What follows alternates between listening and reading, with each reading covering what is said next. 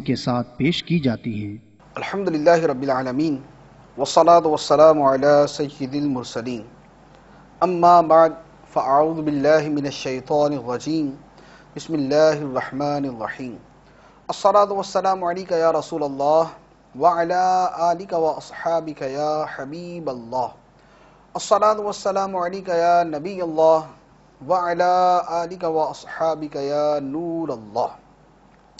سرکار مدینہ صلی اللہ تعالی علیہ وآلہ وسلم نے ارشاد فرمایا، بے شک بروز قیامت دہشتوں اور دشوار گزار گھاٹیوں سے جلد نجات پانے والا شخص وہ ہوگا جس نے دنیا میں مجھ پر کثرت سے درود پڑھا ہوگا۔ صلو علی الحبیب صلی اللہ تعالی علی محمد صلی اللہ علیہ وسلم۔ تفسیر قرآن بسلسلہ تراویح رمضان میں حاضر ہیں۔ 14ویں دن کی تراویح میں قرآن پاک کے جن رکوعوں کی تلاوت کی جاتی ہے ان کا مختصر خلاصہ عرض کیا جائے گا۔ اللہ عز و جل ارشاد فرماتا ہے، وَلَقَدْ آتَيْنَا إِبْرَاهِيمَ رُشْدَهُ مِن قَبْلُ وَكُنَّا بِهِ عَالِمِينَ، اور بے شک ہم نے ابراہیم کو پہلے ہی اس کی سمجھداری دے دی تھی اور ہم اسے جانتے تھے۔ پہلے رکوع میں اللہ تعالیٰ نے ابراہیم علیہ السلام کا تذکرہ کیا، اور یہ پھر پورا تذکرہ آپ کا اپنی قوم کے ساتھ جو مکالمہ ہوا وہ بیان کیا گیا کہ آپ نے ان سے فرمایا کہ یہ مجسمے کیا ہیں، بتوں کے مجسمے کیا ہیں کہ جن کے اوپر تم جمے بیٹھے ہو؟ انہوں نے کہا کہ ہم نے اپنے باپ دادا کو ان کی عبادت کرتے پایا تو ہم بھی بیٹھے ہوئے۔ تو فرمایا کہ اگرچہ تمہارے باپ دادا سارے گمراہ ہوں تب بھی تم گمراہی میں پڑے رہو گے۔ اس کے بعد پورا واقعہ ہوا، پھر یہی وہ رکوع ہے جس میں اللہ تبارک و تعالی نے حضرت ابراہیم علیہ السلام کے بتوں کو توڑنے کا تذکرہ فرمایا۔ چنانچہ ایک دن جو قوم کے میلے کا دن تھا، ساری قوم میلے میں گئی ہوئی تھی، حضرت ابراہیم علیہ السلام بت خانے میں گئے، کلہاڑا لیا اور سارے بتوں کو پاش پاش کر دیا۔ جو سب سے بڑا بت تھا اس کو چھوڑ دیا اور وہ کلہاڑا اس کے گلے میں لٹکا دیا۔ قوم جب واپس آئی، آ کر اپنے بتوں کا حال دیکھا، کہنے لگے من فعل ھذا بآلہتنا، یہ ہمارے معبودوں کے ساتھ یہ کس نے کر دیا؟ انہ لمن الظالمین، بڑا ظالم آدمی، سارے ہمارے خدا توڑ کے رکھ دیے۔ تو کچھ لوگ کہنے لگے کہ ہم نے لوگوں کو ایک نوجوان کا تذکرہ کرتے سنا ہے جس کا نام ابراہیم ہے، یقال لہ ابراہیم، جسے ابراہیم کہا جاتا ہے۔ چنانچہ حضرت ابراہیم علیہ السلام کو لایا گیا اور پوچھا گیا کہ انت فعلت ھذا بآلہتنا یا ابراہیم، اے ابراہیم ہمارے معبودوں کے ساتھ یہ تو نے کیا ہے؟ ابراہیم علیہ السلام نے فرمایا بل فعلہ کبیرہم ھذا فاسألوہم ان کانوا ینطقون، انہی سے پوچھ لو کس نے کیا ہے، یہ بڑے نے کیا ہوگا جس کے گلے کے اندر کلہاڑا لٹکا ہوا ہے، تو ان سے پوچھو کس نے کیا ہے۔ جب حضرت ابراہیم علیہ السلام نے ان سے کہا کہ بھئی اپنے خداؤں کے بارے میں اتنے پریشان ہو کہ کس نے توڑ دیا، تو ان سے پوچھ لو کس نے کیا۔ اللہ تعالیٰ فرماتا ہے فَرَجَعُوا إِلَىٰ أَنفُسِهِمْ فَقَالُوا إِنَّكُمْ أَنْتُمُ الظَّالِمُونَ، وہ لوگ اپنے دلوں کی طرف پلٹ کے کہنے لگے کہ ظالم تو تم ہی ہو، کہ ان بتوں کو مانتے ہو جو اپنی حفاظت نہیں کر سکتے، جو تمہیں بتا کچھ نہیں سکتے، تو ظالم تو تم ہی ہو۔ یعنی اپنے آپ کو وہ ظالم کہہ رہے تھے اور اپنے سروں کو جھکا لیا۔ حضرت ابراہیم علیہ السلام سے کہنے لگے لقد علمت ما هؤلاء ينطقون، اے ابراہیم آپ کو پتا تو ہے یہ بولتے نہیں ہیں۔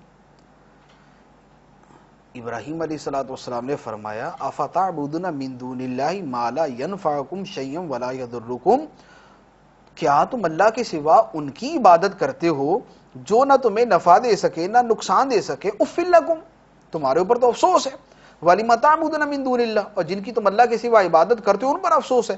افلا تعقلون، کیا تمہیں عقل نہیں کہ جو بت بول نہیں سکتا، جو تم اپنی جان کو بچا نہیں سکتا، جو تمہیں نفع نہیں دے سکتا، جو تمہیں نقصان نہیں پہنچا سکتا، تم ان کو پوچھتے ہو؟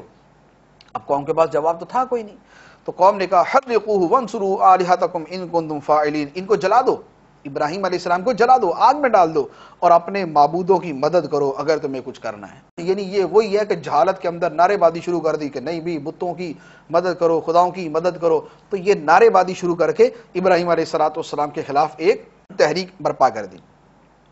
چنانچہ نمرود کے پاس معاملہ گیا، ایک آگ جلائی گئی، آگ کے اندر حضرت ابراہیم علیہ السلام کو معاذ اللہ ڈال دیا گیا۔ اللہ تعالیٰ نے فرمایا قلنا یا نار کونی بردا وسلاما علی ابراہیم، اے آگ ابراہیم پر ٹھنڈی اور سلامتی والی ہو جا۔ تو چنانچہ آگ ٹھنڈی بھی ہو گئی اور اللہ تعالیٰ کے حکم کے مطابق سلامتی والی بھی ہو گئی، اور ابراہیم علیہ السلام صحیح سلامت اس آگ سے برآمد ہوئے، اور آپ کو آگ نے ایک ذرہ برابر گزند نہ پہنچایا، آپ کو کوئی تکلیف نہ پہنچائی۔ یہ ابراہیم علیہ السلام کی شان بھی، آپ کا معجزہ بھی، خدا کی نصرت و مدد بھی، اپنی قوم کو تبلیغ بھی اور ان کو سمجھانا بھی تھا۔ اس کے بعد اللہ تعالیٰ نے پھر حضرت لوط علیہ السلام کا تذکرہ کیا، حضرت اسحاق اور حضرت یعقوب علیہ السلام کا تذکرہ کیا کہ ہم نے ان سب کو صالحین بنایا، خاص قرب والوں میں سے بنایا۔ اس کے بعد لوط علیہ السلام کا تذکرہ فرمایا کہ لوط کو ہم نے حکومت اور علم دیا اور اسے اس بستی سے نجات بخشی جو گندے کام کرتی تھی، بے شک وہ بڑے برے لوگ نافرمان تھے۔ اس کے بعد اللہ تعالیٰ نے فرمایا وَأَدْخَلْنَاهُ فِي رَحْمَتِنَا إِنَّهُ مِنَ الصَّالِحِينَ، اور ہم نے لوط علیہ السلام کو اپنی رحمت میں داخل فرمایا، بے شک وہ ہمارے خاص مقربین میں سے تھا۔ اس کے بعد دوسرا رکوع شروع ہوتا ہے۔ دوسرے رکوع میں اللہ تعالیٰ نے حضرت نوح علیہ السلام کا تذکرہ کیا کہ ہم نے حضرت نوح علیہ السلام اور ان کے گھر والوں کو کرب عظیم سے نجات بخشی، طوفان سے نجات بخشی۔ اس کے بعد اللہ تعالیٰ نے حضرت داؤد علیہ السلام اور حضرت سلیمان علیہ السلام کا تذکرہ کیا، ان کے معجزات کا تذکرہ کیا، ان کی عظمت و شان کا تذکرہ کیا۔ فرمایا سلیمان علیہ السلام کو معاملہ سمجھا دیا، اور ہم نے ان سب کو یعنی داؤد و سلیمان علیہ السلام کو حکومت اور علم عطا فرمایا، اور داؤد علیہ السلام کو یہ معجزہ دیا کہ داؤد علیہ السلام کے ساتھ ہم نے پہاڑوں اور پرندوں کو مسخر کر دیا جو حضرت داؤد علیہ السلام کے ساتھ مل کر اللہ کی تسبیح کیا کرتے تھے۔ وَعَلَّمْنَاهُ صَنْعَةَ لَبُوسٍ لَكُمْ، اور حضرت داؤد علیہ السلام کو جنگی لباس بنانا سکھایا۔ پھر فرمایا کہ سلیمان علیہ السلام کو جو معجزات دیے، ایک تو ہوا ان کے لیے مسخر کر دی، حضرت سلیمان علیہ السلام ہوا کو جدھر جانے کا حکم دیتے ہوا ادھر ہی آپ کے تخت کو لے جایا کرتی تھی۔ پھر فرمایا کہ حضرت سلیمان علیہ السلام کے لیے جنات کو مسخر کیا، سلیمان علیہ السلام جنوں کو جو حکم دیا کرتے تھے جنات اس پر عمل کیا کرتے تھے۔ پھر اس کے بعد حضرت ایوب علیہ السلام کا تذکرہ ہے، انہوں نے اپنے رب کو پکارا انی مسنی الضر وانت ارحم الراحمین، اے اللہ مجھے تکلیف پہنچی ہے اور تو سب رحم کرنے والوں سے بڑھ کے رحم کرنے والا ہے۔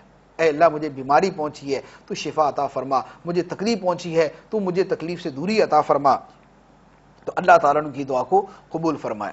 اس کے بعد حضرت اسماعیل، حضرت ادریس اور حضرت ذوالکفل علیہ السلام کا تذکرہ کیا، کل من الصابرین، یہ سب صبر کرنے والے تھے۔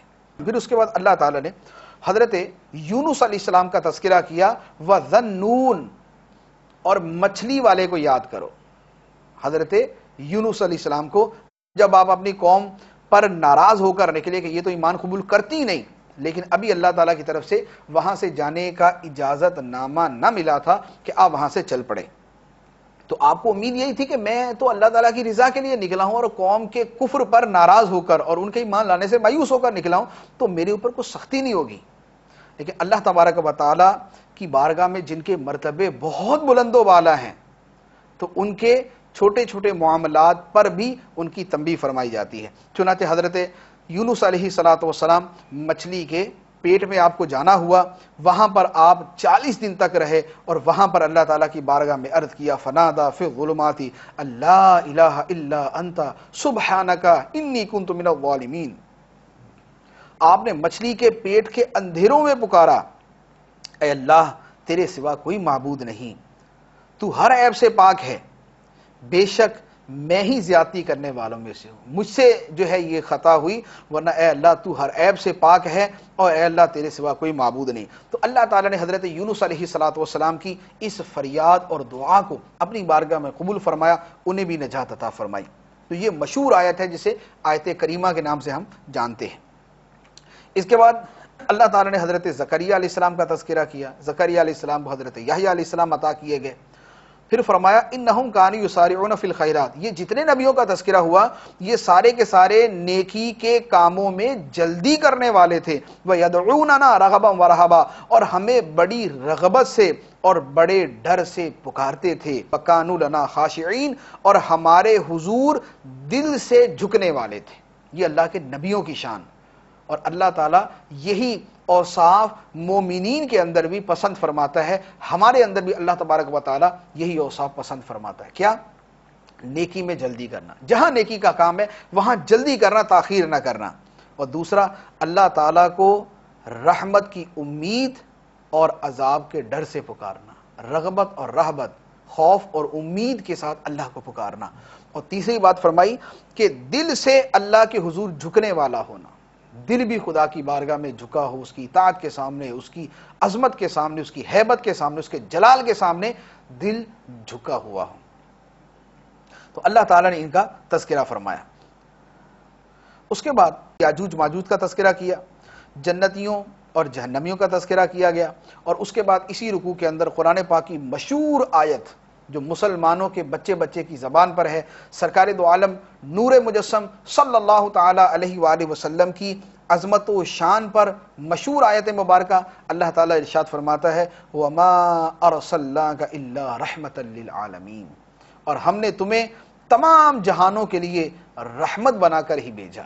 سرکار دو عالم صلی اللہ علیہ وسلم کو اللہ تعالیٰ نے تمام جہانوں کے لیے، انسانوں کے لیے، جنوں کے لیے، فرشتوں کے لیے، جانوروں کے لیے، تمام مخلوقات کے لیے رحمت بنایا۔ سارے نبیوں کا تذکرہ ہوا جو مشہور انبیاء کرام علیہم الصلوۃ والسلام ہیں، تو ان کے ساتھ اللہ تعالیٰ نے نبی پاک صلی اللہ تعالیٰ علیہ وسلم کا بھی تذکرہ کیا۔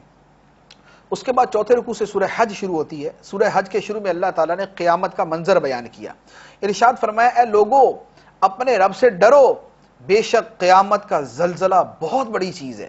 ان زلزلۃ الساعۃ شیء عظیم، بے شک قیامت کا زلزلہ بہت بڑی چیز ہے۔ جس دن تم اس زلزلے کو دیکھو گے تو یہ حالت ہوگی کہ ہر دودھ پلانے والی اپنے دودھ پیتے بچے کو بھول جائے گی، اور ہر حمل والی اپنا حمل ڈال دے گی، اور تو لوگوں کو دیکھے گا جیسے نشے میں ہیں، حالانکہ وہ نشے میں نہیں ہوں گے، لیکن اصل بات یہ ہے کہ اللہ کا عذاب بڑا شدید ہے۔ یہ قیامت کا منظر کہ وہاں پر ہر آدمی دوسرے کو بھول جائے گا جب قیامت کا زلزلہ برپا ہوگا۔ اس کے بعد اللہ تبارک و تعالی نے پانچویں رکوع میں بت پرستی کا رد فرمایا اور جہنمیوں کا تذکرہ کیا۔ بت پرستی کا رد کیا، فرمایا کہ لوگ مشرک جو ہے اسے پکارتا ہے جو نہ اس کو کوئی ضرر دے سکے نہ کوئی اس کو نفع دے سکے، بت نہ کوئی نفع پہنچائے نہ کوئی ضرر پہنچائے، پھر ان کو پکارنے کا فائدہ، پھر ان کی پوجا کا فائدہ۔ اور پھر اس کے ساتھ اللہ تبارک و تعالی نے مومنوں اور مشرکوں دونوں گروہوں کا تذکرہ کیا اور مشرکوں کے عذاب کا بھی تذکرہ کیا۔ فرمایا کہ کافروں کے لیے آگ کے کپڑے کاٹے جائیں گے اور ان کے سروں پر کھولتا پانی ڈالا جائے گا، جس سے جو کچھ ان کے پیٹوں میں ہے وہ سب اور ان کی کھالیں جل جائیں گی، اور ان کے لیے لوہے کے گرز ہیں، جب گھٹن کے سبب اس میں سے نکلنا چاہیں گے تو پھر اسی میں لوٹا دیے جائیں گے، اور انہیں کہا جائے گا آگ کا عذاب چکھو۔ یہ کفار کا عذاب ہوگا۔ اب کفار کے عذاب کے بعد چھٹے رکوع میں اللہ تبارک و تعالی جنتیوں کا بڑا پیارا تذکرہ فرماتا ہے کہ کفار تو جہنم میں عذاب میں جل رہے ہوں گے، اور جو ایمان والے ہوں گے اور جو اعمال صالحہ کرنے والے ہوں گے اللہ تبارک و تعالی ان کو کتنی نعمتیں عطا فرمائے گا۔ ارشاد فرمایا ان اللہ يدخل الذین آمنوا وعملوا الصالحات جنات تجری من تحتها الانہار یحلون فیہا من اساور من ذهب ولؤلؤا ولباسهم فیہا حریر۔ فرمایا بے شک اللہ ایمان والوں کو اور نیک اعمال کرنے والوں کو ان باغوں میں داخل فرمائے گا جن کے نیچے نہریں جاری ہیں، انہیں ان باغوں میں سونے کے کنگن اور موتی پہنائے جائیں گے، اور جنتیوں کا جنتوں میں لباس ریشم ہوگا۔ یہ جنتیوں کی شان ہے، سونے کے کنگن اور موتی پہنائے جائیں گے۔ دنیا میں مردوں کے لیے سونا پہننا حرام، عورتوں کے لیے حلال، لیکن جنت کے اندر اللہ تبارک و تعالی مردوں کو بھی سونے کے اور موتی، سونے کے کنگن پہنائے گا، موتی پہنائے گا، اور جنتوں میں اللہ تبارک و تعالی ریشم کا لباس انہیں عطا فرمائے گا۔ دنیا کے اندر مرد کے لیے خالص ریشم پہننا حرام ہے، لیکن جنت کے اندر اللہ تعالی یہ لباس بھی عطا فرمائے گا۔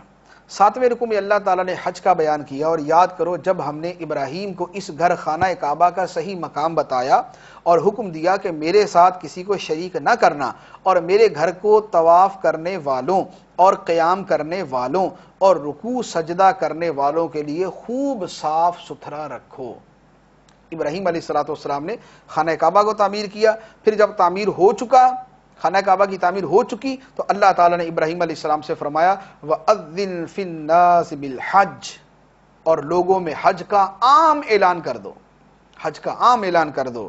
یاتوک رجالا وعلی کل ضامن یاتین من کل فج عمیق، وہ تمہارے پاس پیدل اور ہر دبلی اونٹنی پر سوار ہو کر آئیں گے جو دور دراز کے راستے سے آتی ہے. اللہ تعالیٰ نے غیب کی خبر عطا فرمائی کہ ابراہیم علیہ السلام کو فرمایا کہ آج یہاں کوئی بسنے والا نہیں، آج یہاں پر آبادی کی قلت ہے، لیکن تم حج کا اعلان کرو، دنیا کے دور دراز کے کناروں سے لوگ حج کرنے کے لیے آئیں گے. اور آج ہم اپنی آنکھوں سے یہ منظر دیکھ رہے ہیں، دنیا کے کونے کونے سے، گوشے گوشے سے لوگ دیوانہ وار خانہ کعبہ کا طواف کرنے کے لیے، حج کرنے کے لیے اللہ عز و جل کی بارگاہ میں حاضر ہوتے ہیں. اس کے بعد اللہ تعالیٰ نے شعائر اللہ کی تعظیم کرنے کا فرمایا.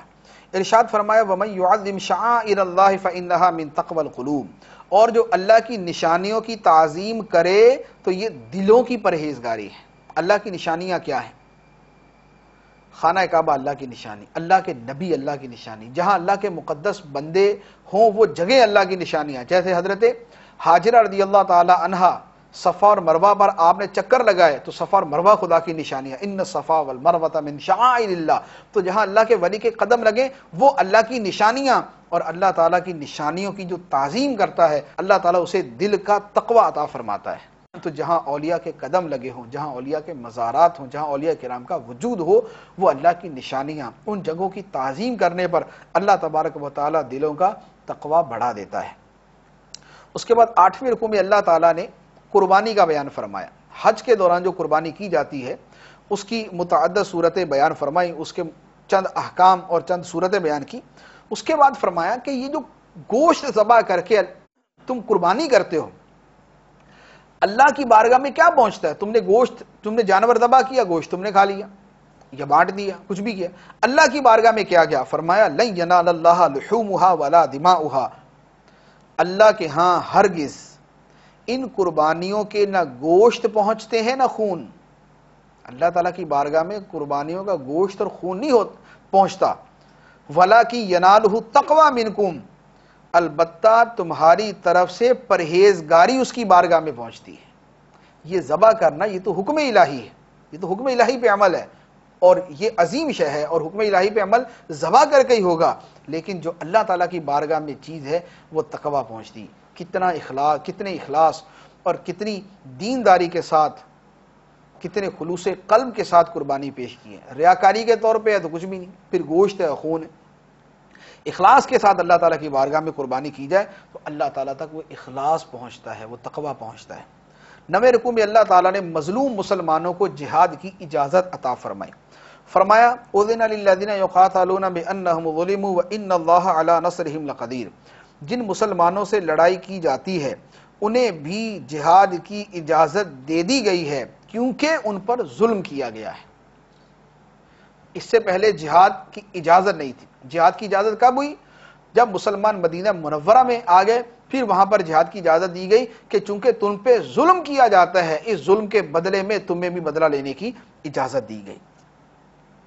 اس کے بعد 10ویں رکوع میں اللہ تبارک و تعالی نے پہلی آیت میں سرکار دو عالم صلی اللہ علیہ وسلم کو فرمایا کہ آپ تمام لوگوں کو اعلان فرما دیں، قل یا ایھا الناس انما انا لکم نذیر مبین، اے لوگو میں تو صرف تمہارے لیے کھلم کھلا ڈر سنانے والا ہوں. تمام انسانوں کے لیے نبی کریم صلی اللہ علیہ وآلہ وسلم رسول بنا کر بھیجے گئے. اس کے بعد اللہ تعالیٰ نے شیطان کی شرارتیں بیان کی کہ شیطان انبیاء کرام علیہم الصلوۃ والسلام کے زمانوں میں لوگوں کو بہکانے کے لیے بعض اوقات ایسا بھی کرتا کہ جب وہ نبی کتاب اللہ کی تلاوت کر رہے ہوتے تو شیطان اپنی طرف سے چند الفاظ خود بولتا، اور جو سننے والے کفار و مشرکین ہوتے وہ اس کی وجہ سے فتنے میں مبتلا ہو جاتے کہ یہ شاید یہ کتاب اللہ کے اندر یہ آیتیں ہماری حمایت کے اندر ہیں، تو حالانکہ وہ شیطان کا کام ہوتا تھا. لیکن اللہ تعالیٰ اس طرح کی حرکت کو باقی نہیں رہنے دیتا تھا. شیطان کی یہ حرکت ہوتی، اللہ تبارک و تعالیٰ اس کو ختم فرما دیتا. اس کے بعد 11ویں رکوع میں اللہ تعالیٰ نے ہجرت کے فضائل بیان فرمائے. ارشاد فرمایا والذین ہاجروا فی سبیل اللہ ثم قتلوا او ماتوا لیرزقنہم اللہ رزقا حسنا وان اللہ لہو خیر الرازقین. اور وہ جنہوں نے اللہ کی راہ میں اپنے گھر بار چھوڑے پھر قتل کر دیے گئے یا خود مر گئے تو اللہ ضرور انہیں اچھی روزی دے گا اور بے شک اللہ سب سے اچھا رزق دینے والا ہے. جو راہ خدا میں ہجرت کریں پھر خواہ وہ شہید ہو جائیں یا وہ طبعی موت مر جائیں، فرمایا اللہ تعالیٰ ان کو اچھا رزق دے گا. لا يدخلنہم مدخلا یردونہ وان اللہ لعلیم حلیم. اور وہ ضرور یعنی اللہ ضرور انہیں ایسی جگہ داخل فرمائے گا جسے وہ پسند کریں گے. ہجرت کرنے والے مہاجروں کو اللہ تبارک و تعالیٰ ایسی جگہ داخل فرمائے گا جس جگہ کو یہ مہاجرین پسند کریں گے، یعنی جنت میں. جنت اللہ تبارک و تعالیٰ انہیں عطا فرمائے گا. اس کے بعد 12ویں رکوع میں اللہ تعالیٰ نے اپنی قدرت کا بیان فرمایا. ارشاد فرمایا کہ کیا تو نے نہ دیکھا کہ اے لوگو اللہ نے تمہارے قابو میں کر دیا جو کچھ زمین میں ہے، اور کشتی کو قابو میں دے دیا جو دریا میں اللہ کے حکم سے چلتی ہے، اور وہ آسمانوں کو روکے ہوئے ہے کہ کہیں زمین پر گر نہ پڑے مگر اس کے حکم سے. بے شک اللہ لوگوں پر بڑی مہربانی فرمانے والا، رحم فرمانے والا ہے. وَهُوَ الَّذِي أَحْيَاكُمْ ثُمَّ يُمِيتُكُمْ ثُمَّ يُحْيِيكُمْ إِنَّ الْإِنسَانَ لَكَفُورٌ. اور وہی ہے جس نے تمہیں زندگی بخشی پھر وہ تمہیں موت دے گا پھر تمہیں زندہ کرے گا. بے شک آدمی بڑا ناشکرا ہے. زندگی دی، موت دے گا، پھر دوبارہ قیامت میں زندہ فرمائے گا. اس کے بعد 13ویں رکوع میں اللہ تعالیٰ نے مشرکین کے بتوں کی مذمت بیان کی. ارشاد فرمایا اے لوگو ایک مثال بیان کی گئی ہے تو اسے کان لگا کر سنو. یا ایھا الناس ضرب مثل فاستمعوا لہ. اے لوگو ایک مثال بیان کی گئی ہے تو اسے کان لگا کر سنو. بے شک اللہ کے سوا جن بتوں کی تم عبادت کرتے ہو وہ ہرگز ایک مکھی بھی پیدا نہیں کر سکیں گے اگرچہ سب اس کے لیے جمع ہو جائیں. اور اگر مکھی ان بتوں سے کچھ چھین کر لے جائے تو یہ اس سے چھڑا نہ سکیں گے. کتنا کمزور ہے یہ چاہنے والا پجاری اور وہ بت جس کی عبادت کو چاہا گیا. ضعف الطالب والمطلوب. یہ طالب و مطلوب، پجاری اور بت، یہ کتنے ضعیف ہیں. تو فرمایا کہ بتوں کی عبادت کرتے ہو، یہ سارے بت مل کر ایک مکھی نہیں بنا سکتے. اور اگر مکھی ان بتوں پہ لگے ہوئے شیرے کو، ان پہ لگے ہوئے میٹھے کو اگر وہ چھین کر لے جائے تو یہ بت مکھی سے وہ ذرہ برابر میٹھا واپس نہیں لے سکتے. یہ خدا ہیں تمہارے، یہ بت خدا ہیں جن کی اتنی اوقات ہے کہ جس کو 2 ٹکے کی اوقات بھی نہ کہا جا سکے. تو فرمایا کہ یہ اللہ نے مثال بیان کی ہے، اس کو غور سے سنو، اس کو سمجھو، اس پہ غور کرو. فرمایا ما قدر اللہ حق قدرہ. ان لوگوں نے اللہ کی قدر ہی نہیں کی جیسا اس کی قدر کرنے کا حق تھا. کہ بتوں کو بے بس، لاچار، مجبور، عاجز، نکمے، کچھ نہ کر سکنے والے، ان کو اس رب العالمین کے ساتھ ملا دیا جس نے ساری کائنات کو پیدا کیا. انہوں نے اللہ کی قدر نہ کی جیسا قدر کرنے کا حق تھا. اس کے بعد اللہ تعالیٰ نے اپنی شان بیان کرنے کے ساتھ اپنے مقرب بندوں کی شان بھی بیان فرمائی. ارشاد فرمایا اللہ فرشتوں میں سے اور آدمیوں میں سے رسول چن لیتا ہے. تو فرشتوں میں بھی رسول اور انسانوں میں بھی رسول، اور آخری رسول سرکار دو عالم صلی اللہ تعالی علیہ وآلہ وسلم آخری رسول بھی اور آخری نبی بھی. اس کے بعد 14ویں رکوع میں سورہ مومنون شروع ہوتی ہے. اللہ تعالیٰ نے مومنوں کے اوصاف بیان فرمائے. مومنوں کے اوصاف کیا بیان فرمائے؟ فرمایا نمازوں میں خشوع کرنے والے، فضول باتوں سے اعراض کرنے والے، زکوٰۃ ادا کرنے والے، اپنی شرمگاہوں کی حفاظت کرنے والے، امانتوں کو پورا ادا کرنے والے، وعدے پورا کرنے والے، نمازوں کی محافظت کرنے والے، یہ مومنوں کی شان ہے. اولئک هم الوارثون الذین یرثون الفردوس هم فیہا خالدون. یہی لوگ وارث ہیں، یہ جنت الفردوس کی میراث پائیں گے. جو ایمان والے ہیں کون کون؟ دوبارہ اوصاف عرض کرتا ہوں. فرمایا نمازوں میں خشوع و خضوع کرنے والے، بیہودہ اور فضول باتوں سے بچنے والے، زکوٰۃ دینے والے، اپنی شرمگاہوں کی حفاظت کرنے والے، امانتیں ادا کرنے والے، وعدے پورا کرنے والے، نمازوں کی حفاظت کرنے والے، پانچوں نمازیں وقت پر پابندی کے ساتھ فرائض و واجبات و سنن و مستحبات کی رعایت سے ادا کرنے والے، فرمایا یہ لوگ جنت الفردوس کی میراث پائیں گے۔ یہ ایمان والوں کی شان بیان کی۔ اس کے بعد اللہ تعالیٰ نے اسی آیت کے اندر تخلیق انسانی کے مراحل بیان فرمائے۔ اس کے بعد اللہ تبارک و تعالیٰ نے اسی رکوع کے اندر زیتون شریف کا تذکرہ کیا کہ اللہ تعالیٰ نے زیتون کا درخت پیدا کیا جو طور سینا نامی پہاڑ سے نکلتا ہے، تیل اور کھانے والوں کے لیے سالن لے کر اگتا ہے۔ اس کے بعد دودھ کا تذکرہ کیا تو زیتون اور دودھ دونوں ہی بڑے مبارک مشروبات ہیں استعمال کے لیے اور پینے کے لیے۔ اس کے بعد اللہ تعالیٰ نے 15ویں رکوع میں حضرت نوح علیہ السلام کا تذکرہ کیا۔ نوح علیہ السلام کا اپنی قوم سے جو مذاکرہ ہوا، جو ان سے کلام ہوا، قوم نے آپ کے ساتھ استہزاء کیا، پھر حضرت نوح علیہ السلام نے کشتی تیار کی، قوم کے اوپر طوفان آیا، سیلاب آیا، نوح علیہ السلام اور آپ کے ساتھی اس کشتی میں سوار ہو کر اللہ کے فضل سے بچ گئے اور نوح علیہ السلام کی قوم جو ہے وہ اس طوفان کے اندر غرق ہو گئی۔ اس کے بعد اللہ تعالیٰ نے 16ویں رکوع کے اندر حضرت ہود علیہ السلام، حضرت موسیٰ علیہ السلام اور حضرت ہارون علیہ السلام کا تذکرہ کیا، اور سب کی جو دعوت تھی، جملہ رسولوں کی جو دعوت تھی، اس دعوت کا جو پہلا سبق ہے وہ اللہ تعالیٰ نے بیان کیا۔ سب رسولوں کی، نبیوں کی دعوتوں کا جو پہلا سبق تھا وہ سبق توحید کا تھا، اللہ تعالیٰ کی وحدانیت کا تھا۔ اس کے بعد منکرین قیامت کا تذکرہ کیا، ان کا رد کیا۔ پھر اس کے بعد 17ویں رکوع میں اللہ تعالیٰ نے سب سے پہلی آیت کے اندر رسولوں کو ایک حکم دیا، ارشاد فرمایا یا ایھا الرسل، اے رسولو، کلوا من الطیبات واعملوا صالحا انی بما تعملون علیم، پاکیزہ چیزیں کھاؤ اور اچھے کام کرو، بے شک میں تمہارے کاموں کو جانتا ہوں۔ اس کے بعد اللہ تعالیٰ نے مومنوں کے پھر اوصاف بیان کیے۔ مومنوں کے اوصاف فرمایا اپنے رب سے ڈرنے والے، رب کی آیتوں پر ایمان لانے والے، شرک سے بچنے والے، راہ خدا میں خرچ کرتے ہیں اس حال میں کہ ان کے دل ڈر رہے ہوتے ہیں کہ انہیں اپنے رب کی طرف لوٹ کر جانا ہے۔ راہ خدا میں خرچ بھی کرتے ہیں، پھر بھی اپنے رب سے ڈرتے ہیں کہ خدا کی بارگاہ میں جانا ہے، پتہ نہیں انجام کیا ہوگا۔ اس کے بعد فرمایا کہ یہ لوگ بھلائیوں میں جلدی کرتے ہیں، تو چونکہ یہ لوگ نیکیوں میں جلدی کرتے ہیں اور ان کے یہ اوصاف ہیں تو جنت کے اندر بھی جلد جانے والوں میں سے ہوں گے۔ تو جو مومنین کاملین کے اوصاف اختیار کرتا ہے جنت میں بھی وہ جلد داخل ہوگا۔ اس کے بعد اللہ تعالیٰ نے 18ویں رکوع میں اپنی قدرت کا بیان کیا، ارشاد فرمایا اللہ نے تمہیں کان دیے، آنکھیں دیے، دل دیا، تمہارے دل بنائے، اے لوگو تم بہت کم شکر ادا کرتے ہو۔ پھر فرمایا تمہیں زمین میں پھیلا دیا، تمہیں اسی کی طرف اٹھایا جانا ہے۔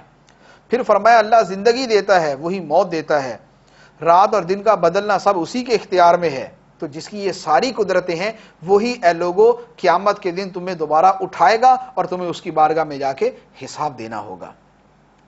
اس کے بعد 19ویں رکوع کے اندر اللہ تعالیٰ نے قیامت کے دن نیکیوں اور گناہوں کے وزن کیے جانے کا بیان کیا۔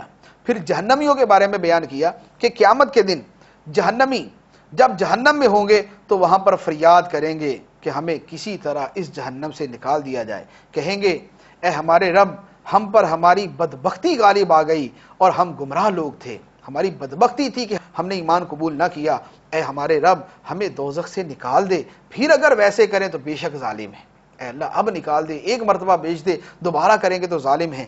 اللہ تبارک و تعالیٰ فرمائے گا دھتکارے ہوئے جہنم میں پڑے رہو اور مجھ سے بات نہ کرو۔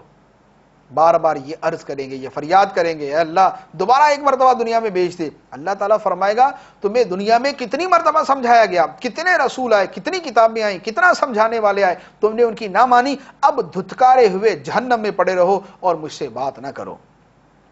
اور ایک گروہ جو اللہ کا ماننے والا، جو اللہ کا فرما بردار ہوگا، وہ اللہ تعالیٰ کی بارگاہ میں عرض کرے گا، وہ تو دنیا میں عرض کیا کرتا تھا ربنا آمنا، اے ہمارے رب ہم ایمان لائے، فاغفر لنا ہمیں بخش دے، ورحمنا ہم پہ رحم فرما، وانت خیر الراحمین اور تو سب سے بڑھ کر رحم فرمانے والا ہے۔ تو یہ مومنوں کی شان ہے کہ دنیا میں اللہ کی بارگاہ میں عرض معروض کرتے ہیں، اپنے گناہوں کی مغفرت مانگتے ہیں۔ اس کے بعد اللہ تعالیٰ نے فرمایا کہ اے لوگو تم کیا یہ سمجھتے ہو کہ ہم نے تمہیں بیکار بنا دیا اور تم ہماری طرف لوٹ کر نہیں آؤ گے؟ تو وہ اللہ بہت بلندی والا ہے، جو سچا بادشاہ ہے، اس کے سوا کوئی معبود نہیں، وہ عزت والے عرش کا مالک ہے، اور جو اللہ کے سوا کسی دوسرے معبود کی عبادت کرے جس کے معبود ہونے کی اس کے پاس کوئی دلیل نہیں، تو اس کا حساب اس کے رب کے پاس ہی ہے، بے شک کافر فلاح نہیں پائیں گے۔ پھر اللہ تعالیٰ نے ارشاد فرمایا، قل تم عرض کرو، رب اغفر ورحم وانت خیر الراحمین، اے میرے رب بخش دے اور رحم فرما، اور تو سب سے بہتر رحم فرمانے والا۔ یہ ایمان والوں کی دعا، یہ ایمان والوں کی پکار، یہ ایمان والوں کی عرض ہے، رب اغفر ورحم وانت خیر الراحمین، اے میرے رب بخش دے، رحم فرما، اور تو سب سے بہتر رحم فرمانے والا ہے۔ اس کے بعد سورہ نور شروع ہوتی ہے۔ سورہ نور جو ہماری تراویح کے اعتبار سے 20واں رکوع ہے، اس میں اللہ تعالیٰ نے بدکاری کرنے والے مرد و عورت کی سزا بیان کی۔ جو مرد یا عورت زنا کرے، بدکاری کرے، اللہ تعالیٰ نے اس کی سزا کو بیان کیا۔ فرمایا کہ یہاں جو آیت میں مذکور ہے یہ غیر شادی شدہ مرد و عورت کے بارے میں، شادی شدہ کے بارے میں احادیث متواترہ کے اندر موجود ہے کہ ان کو رجم کیا جائے گا، پتھر اتنے مارے جائیں گے کہ مر جائیں، ہلاک ہو جائیں۔ جو غیر شادی شدہ جو ان کے بارے میں فرمایا کہ جو زنا کرنے والی عورت اور زنا کرنے والا مرد ہو تو ان میں سے ہر ایک کو 100 کوڑے مارو، 100 کوڑے، اور اگر تم اللہ اور آخرت کے دین پر ایمان رکھتے ہو تو تمہیں اللہ کے دین پر عمل کرنے میں ان پر کوئی ترس نہیں آنا چاہیے، اور چاہیے کہ ان کی سزا کے وقت مسلمانوں کا ایک گروہ موجود ہو۔ اللہ کی حدود قائم کرتے ہوئے ترس نہیں آنا چاہیے۔ یہ جو دنیا کے اندر شور مچاتے پھرتے ہیں کہ ہائے اتنی سخت سزا ہے، یہ ہو گیا، انسانیت کے ساتھ کیا ہو گیا، جو انسانیت کو پیدا کرنے والا ہے، جو تمام انسانوں کو پیدا کرنے والا ہے، جو سب رحم کرنے والوں سے بڑھ کے رحم کرنے والا ہے، یہ اس کا حکم ہے۔ اس کے اوپر عمل کرو اور تمہیں ترس نہ آئے، رحم نہ آئے۔ اس کے بعد اللہ تعالیٰ نے تہمت کی سزا بیان کی۔ اگر کوئی شخص کسی کے اوپر زنا کی تہمت لگا دے تو اللہ تعالیٰ نے اس کی سزا بیان کی۔ فرمایا کہ جو پاک دامن عورتوں پر تہمت لگائیں پھر 4 گواہ نہ لائیں تو اس تہمت لگانے والے کو 80 کوڑے مارو اور ان کی گواہی کبھی نہ مانو، اور یہ لوگ فاسق ہیں، یہ لوگ فاسق ہیں جو کسی پاک دامن عورت پر تہمت لگانے والے ہیں۔ منافقین نے حضرت عائشہ صدیقہ طیبہ طاہرہ رضی اللہ تعالی عنہا پر تہمت لگائی تھی، منافقین نے، تو اللہ تعالیٰ نے حضرت عائشہ رضی اللہ تعالی عنہا کی براءت، آپ کی پاک دامنی کا قرآن پاک کے اندر بیان فرمایا۔ سرکار دو عالم صلی اللہ تعالی علیہ وسلم کی نسبت کے صدقے، آپ کی زوجہ مطہرہ ہونے کے صدقے اللہ تبارک و تعالی نے قرآن میں حضرت عائشہ رضی اللہ تعالی عنہ کی شان بیان فرمائی۔ ارشاد فرمایا، وہ جو بڑا بہتان لائے، حضرت عائشہ پر جو بڑا بہتان لائے وہ تم ہی میں سے ایک جماعت ہے۔ اے بہتان سے بچنے والو، جو لوگ مسلمان بچے ہوئے تھے ان سے بھی فرمایا کہ تم اس بہتان کو اپنے لیے برا نہ سمجھو، بلکہ وہ تمہارے لیے بہتر ہے۔ ان بہتان لگانے والوں میں سے ہر شخص کے لیے وہ گناہ ہے جو اس نے کمایا، اور ان میں سے وہ شخص جس نے اس بہتان کا سب سے بڑا حصہ اٹھایا اس کے لیے بڑا عذاب ہے۔ جو مسلمان تہمت سے بچے ان کی تسلی کے خاطر، کیونکہ مسلمانوں کو رنج ہوا تھا کہ سرکار دو عالم صلی اللہ علیہ وآلہ وسلم کے اہل خانہ پر تہمت لگی، تو اللہ تعالیٰ نے ان کے رنج کو دور کرنے کے لیے فرمایا کہ تم بھی اس کو اپنے لیے برا نہ سمجھو۔ کیوں؟ اس لیے کہ جو حضرت عائشہ رضی اللہ تعالیٰ عنہ کا دفاع کرنے والے تھے، منافقین دوسری طرف، جو مسلمان جن کو رنج ہوا، تو چونکہ سرکار کی عظمت کے صدقے ان کو رنج ہوا، کہ سرکار کی عظمت کی خاطر ان کو رنج ہوا کہ منافقین جو ہے یہ تہمت لگا رہے، تکلیف دے رہے ہیں، اور پھر انہوں نے سرکار دو عالم صلی اللہ علیہ وسلم کے اہل خانہ کا دفاع کیا، تو چونکہ ان کے لیے ثواب ہے، تو گویا یہ تہمت لگنا جو ہے ان کے حق میں، مسلمانوں کے حق میں، حضرت عائشہ کا دفاع کرنے والوں کے حق میں ثواب کا ذریعہ بن گئی۔ تو فرمایا کہ تم بھی اس کو اپنے حق میں برا نہ سمجھو۔ پھر حضرت عائشہ رضی اللہ تعالی عنہا پر لگائے گی اسی تہمت کے حوالے سے اللہ تعالیٰ نے فرمایا کہ اے لوگو، جب تم اس بہتان کو ایک دوسرے سے سن کر اپنی زبانوں پر لاتے تھے اور اپنے منہ سے وہ بات کہتے تھے جس کا تمہیں کوئی علم نہ تھا اور تم اسے ہلکا معاملہ سمجھتے تھے، حالانکہ وہ اللہ کے نزدیک بہت بڑا تھا۔ تم اسے ہلکا معاملہ سمجھتے تھے، اللہ کے نزدیک یہ بہت بڑا معاملہ تھا، کیونکہ یہ بہتان سرکار دو عالم صلی اللہ تعالی علیہ وآلہ وسلم کے اہل خانہ پر لگایا گیا تھا، اور نبی کریم صلی اللہ علیہ وسلم کی جو عظمت اللہ کی بارگاہ میں ہے، اللہ تعالیٰ فرماتا ہے کہ اے لوگو، اگر تم پر، اگرچہ تم میں مسلمان بھی ہیں کہ جو اس تہمت میں شریک ہوئے، اگر تم پر اللہ کا فضل اور اس کی رحمت نہ ہوتی تو اس بہتان کی وجہ سے تم پہ بڑا عذاب پہنچتا، اور اس کو تم ہلکا سمجھتے تھے، اللہ کی بارگاہ میں بہت بڑا ہے، کیونکہ یہ معاملہ اللہ عز و جل کے محبوب صلی اللہ تعالی علیہ وآلہ وسلم کا ہے۔ اللہ تعالیٰ اپنے پیارے محبوب صلی اللہ تعالی علیہ وآلہ وسلم کی محبت سے ہمارے سینوں کو معمور فرمائے، آمین بجاہ النبی الامین صلی اللہ تعالی علیہ وسلم۔ اللہ کا